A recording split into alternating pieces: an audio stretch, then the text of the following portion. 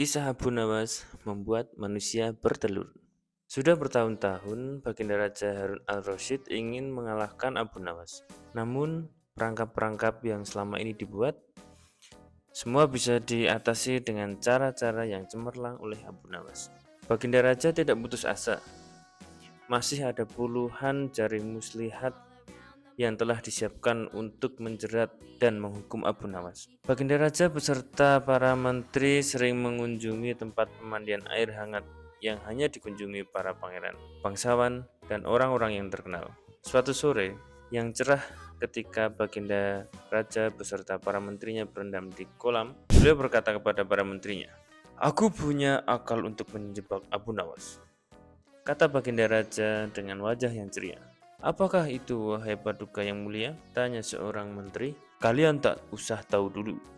Aku hanya ingin kalian datang lebih dini besok sore. Jangan lupa, datanglah sebelum Abu Nawas datang karena aku akan mengundangnya untuk mandi bersama-sama kita," kata Baginda Raja memberi pengarahan. Baginda Raja memang sengaja tidak menyebutkan tipuan apa yang akan digelar besok. Abu Nawas pun diundang untuk mandi bersama Baginda Raja dan para menteri di pemandian air hangat yang terkenal itu. Sampainya di sana, apa yang telah direncanakan, Baginda Raja dan para menteri sudah datang terlebih dahulu. Baginda membawa 19 butir telur ayam. 18 butir dibagikan kepada para menterinya dan 1 butir untuk dirinya sendiri. Kemudian bagian memberi pengarahan singkat tentang apa yang telah direncanakan untuk menjebak Abu Nawas.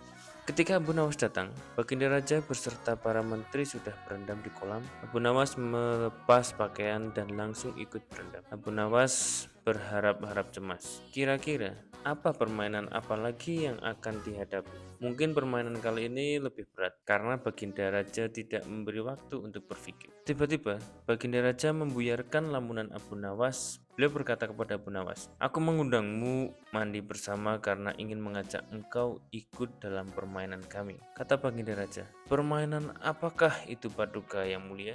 tanya Abu Nawas belum mengerti. "Kita sekali-kali melakukan sesuatu yang secara alami hanya bisa dilakukan oleh binatang. Sebagai manusia, kita harus bisa melakukan dengan cara kita masing-masing," kata Baginda sambil tersenyum.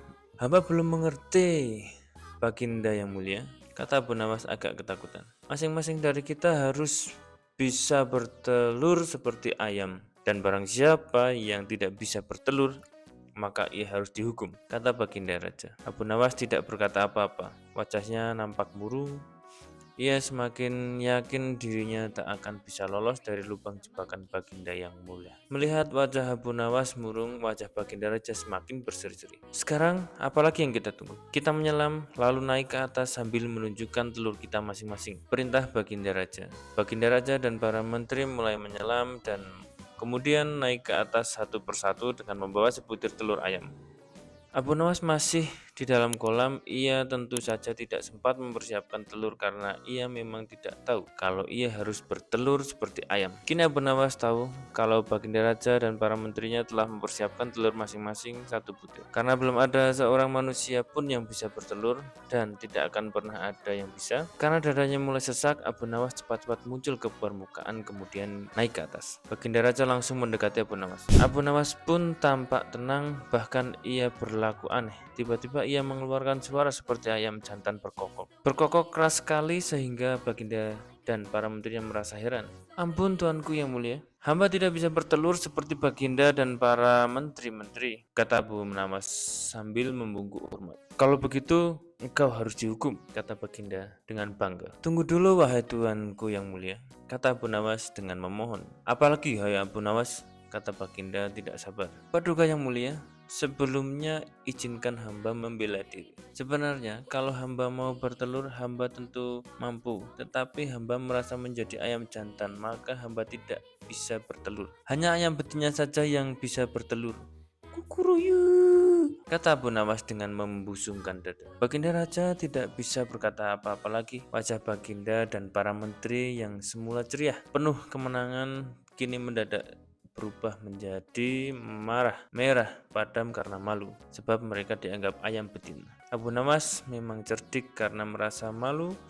Baginda Raja Harun al-Rasyid dan para menteri segera berpakaian dan kembali ke istana tanpa mengucapkan sepatah kata. Memang Abu Nawas banyak akalnya dan telah diakui oleh para ilmuwan sebagai ahli mantik atau ilmu logika.